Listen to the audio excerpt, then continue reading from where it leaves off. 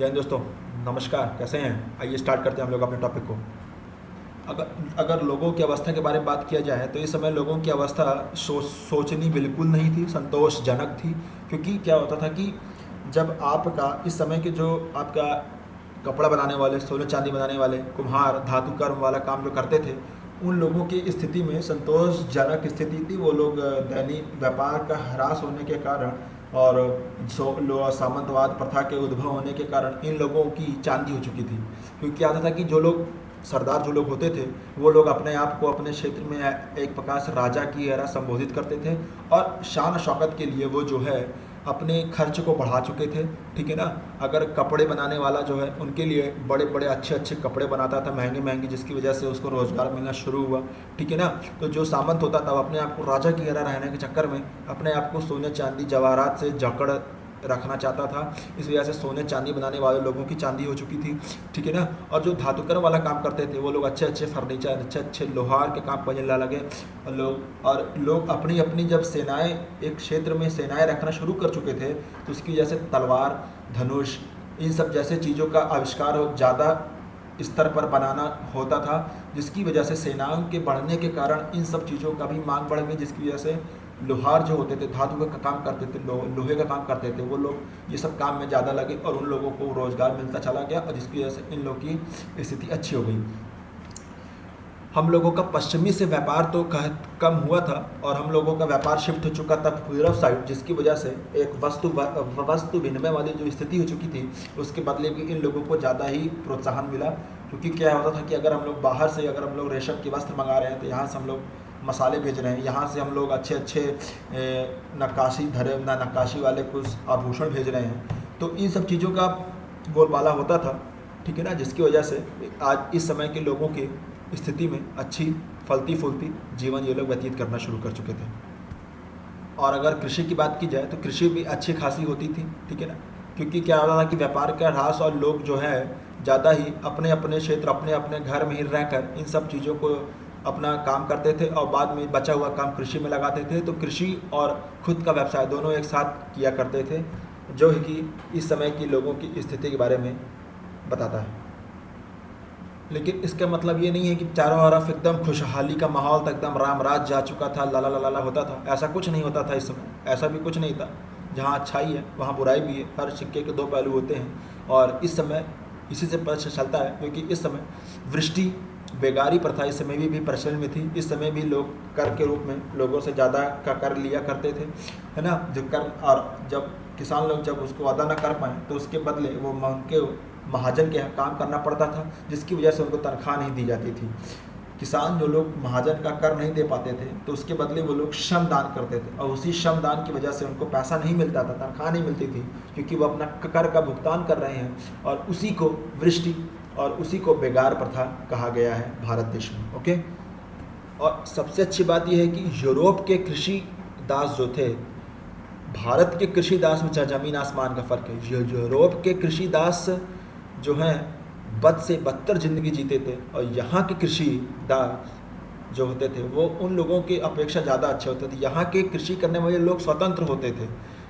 इस प्रकार से मान सकते हैं यहाँ के कृषि करने वालों के लिए प्रॉब्लम तो थी, हम मान सकते हैं, लेकिन यूरोप के जो कृषक थे उनसे स्थिति लाख गुना अच्छा थी। यूरोप के कृषि जो करते थे वो लोग कृषि दास होते थे कि सारी ज़मीन राजा की होती थी, उस राज्य की होती थी, और वह राज्य की ज़मीन पर अगर कृषि कर रहे हैं तो उनको एक सीमित चीज़ और उनको बड़े स्तर पर काम करने के लिए लगाया जाता था। और बल्कि यहाँ के भारत देश के जो कृषक थे वह निजी ज़मीन पर भी कृषि करते थे और उसके लिए वो लोग पैसा लिया करते थे, उसकी वजह से उन लोगों को वृष्टि करनी पड़ती थी। ओके। तो यूरोपीय कृषक और भारतीय कृषक में ये डिफरेंस है।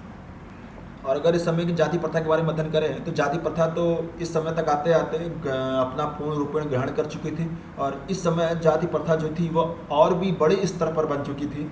ठीक है ना। इस समय तंत्र मंत्र विद्या एकदम से खुलकर सामने आ चुकी थी। ठीक है ना। जिसका जो अभी हम लोग जब लोग विज्ञान पढ़ेंगे तो उसमें इसका हम लोग असर भी देखेंगे। ठीक है ना।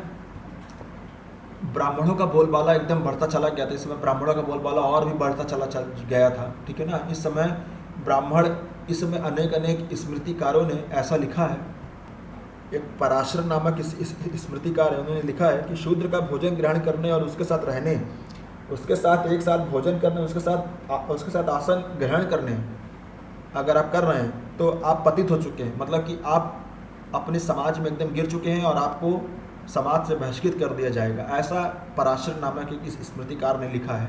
तो इससे हम लोग उस समय की सामाजिक स्थिति के बारे में और जाति प्रथा के बारे में हम लोग अध्ययन कर सकते हैं। ओके, और स्त्रियों को तो स्त्रियों को एक वस्तु के रूप में देखा जाने लगा था, ठीक है ना। उच्च जाति का व्यक्ति किसी निम्न जाति के स्त्री से विवाह नहीं कर सकता था। इसके पहले क्या होता था कि जो आपके कुम्हार होते थे, नाई होते थे, जुलाहे होते थे, गायक होते थे, नाई होते थे, गायक भी एक वर्ड गायक भी हुआ करते थे, उन लोगों को एकदम से शूद्रों की स्थिति में और निम्न जाति की स्थिति में नहीं देखा जाता था। लेकिन इस समय इन सब लोगों को भी निम्न जातियों में गिना जाना शुरू किया जाने लगा था। इस काल के जो स्मृतिकार हैं उन्होंने दस्तकारी कारीगरी को हीन धंधे माने हैं और इस प्रकार ज़्यादातर कारीगर, मजदूर और भील जैसी जनजातियों को अस्पृश्यों का दर्जा दे दिया गया। ओके, और इस समय अगर हम लोग राजपूतों के उदय के बारे में बात करें तो इस समय राजपूत नामक एक नई जाति का उद्भव हो चुका था। राजपूतों के उद्भव के संबंध में विद्वानों में बहुत ही ज़्यादा मतभेद है। राजपूत कुल अपने मूल को महाभारत में उल्लिखित सूर्यवंशी और चंद्रवंशी क्षत्रियों से जोड़कर देखते हैं और कुछ अन्य कुल दावा करते हैं कि उनका उद्भव मुनि वशिष्ठ द्वारा माउंट आबू पर प्रज्वलित यज्ञाग्नि में हुआ था, ठीक है ना। हम इन परंपराओं पर भरोसा नहीं कर सकते क्योंकि इनमें से कई का प्रथम उल्लेख बाद की चारण परंपराओं में ही नहीं हुआ है। उदाहरण के लिए याज्ञवल्क्य परंपरा की स्थिति ऐसी है, जबकि इसमें से उद्भूत होने का दावा अनेक राजपूत कुल प्रतिहार, परमार, चौहान और सोलंकी करते हैं। तो कुल मिला के ये हुआ कि वशिष्ठ ने एक यज्ञ किया था, ठीक है ना, ऋषि वशिष्ठ ने, तो उससे राजपूतों की उत्पत्ति हुई थी, ठीक है ना, जिसमें से प्रतिहार हुए, परमार हुए, चौहान हुए, सोलंकी, ये 4 प्रकार के निकले थे, जिसमें से प्रतिहार लोग बहुत ही बलिष्ठ थे, ठीक है ना। तो ये एक दंत कथा है जिसका आधुनिक इतिहासकार एक तरह से पूर्ण रूप में खंडन कर चुके हैं, ठीक है ना। तो राजपूतों के उदय में अगर हम लोग पढ़ें, प्राचीन काल के इतिहास हम लोग अगर पढ़े होंगे तो उसमें यही बताया गया है कि राजपूतों के उद्भव को राजपुत्र से जोड़ा गया। इनको संकर जाति का भी बताया गया, जैसे उस किताब में लिखा है, मैं वो नहीं कह रहा हूँ, ठीक है ना। ये लोग क्या कि ये लोग विदेश से आए थे, ये लोग यहाँ के लोगों से मिले और एक नई जात राजपूत नाम की उत्पत्ति हुई, ठीक है ना। और इनको ऐसा जुड़ा कि राजा के पुत्रों को ही राजपुत्र कहा जाता था और वही राजपुत्र बाद में वर्ण राजपूत बन गए, ठीक है ना। तो इनकी उत्पत्ति के बारे में बहुत ही मतभेद है। तो ये 4-5 पॉइंट उनके बारे में बताए जाते हैं।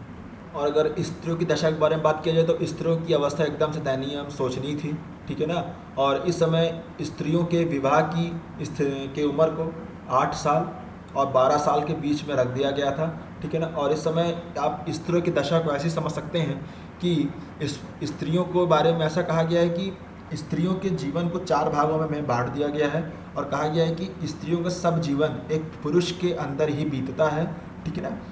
जन्म लेने के बाद प्रथम अवस्था में स्त्री अपने पिता के अंडर में रहती है, मतलब कि अपने पिता के छत्र छाया में कार्य करती है। फिर जब जवान होती है, जब वो बालिग होती है तो अपने भाई के दिशा निर्देश पर चलती है और जब विवाह के पश्चात अपने पति के अंडर में, और जब वो वृद्ध हो जाती है तो अपने पुत्र के अंडर में रहती है। तो स्त्री के जीवन को 4 भागों में बांटकर इस समय के स्मृतिकारों ने प्रदर्शित किया है। तो इसी से हम लोग इस समय की स्त्री दशा और स्त्रियों की अवस्था के बारे में हम लोग संज्ञान और ज्ञान प्राप्त कर सकते हैं। और कहीं ना कहीं जो मैं ये सब जो हम लोग जिक्र कर रहे हैं आपस में, तो हम लोग इसको अपने आधुनिक समाज से हम लोग अगर जोड़ कर देखें तो इन सब चीज़ों का आधार हमें यहाँ पे हम लोग को दिखता है। आधार क्या दिखता है? आधार तो बहुत पहले दिख जाता है, लेकिन एकदम जो दृढ़ हो चुका था, इस समय आके एकदम दृढ़ हो चुका था, जो आज तक ये कुरीतियाँ हम लोग के पास, हम लोग के यहाँ है, ठीक है ना। सो फ्रेंड्स, ये था दूसरा वीडियो। इसके बाद हम लाएंगे तीसरा वीडियो। इसमें हम लोग पढ़ेंगे शिक्षा और ज्ञान विज्ञान और धार्मिक आंदोलन विश्वास। शंकराचार्य जी का कुछ विचार है उसमें, रामानुज जैसे विचारक पैदा हुए थे, ठीक है ना। तो उन सब के बारे में हम लोग अध्ययन करेंगे। उन सब चीज़ों से ज़्यादा क्वेश्चन बनते हैं और ये और हम लोगों ने साइंटिफिक तरीके से अध्ययन किया है ना, पूरे जिस्ट को निकाला और क्या क्या किताब में क्या क्या लिखना, क्या क्या कहना चाहते थे वो मैंने बता दिया। आप एक बार वीडियो देखेंगे, अगर आप किताब पढ़ लेंगे उसके बाद तो हिस्ट्री का मेडुअल हिस्ट्री आपका 90% आपका कवर हो जाएगा। ठीक है, तो जुड़े रहिए हमारे साथ। Thank you very much.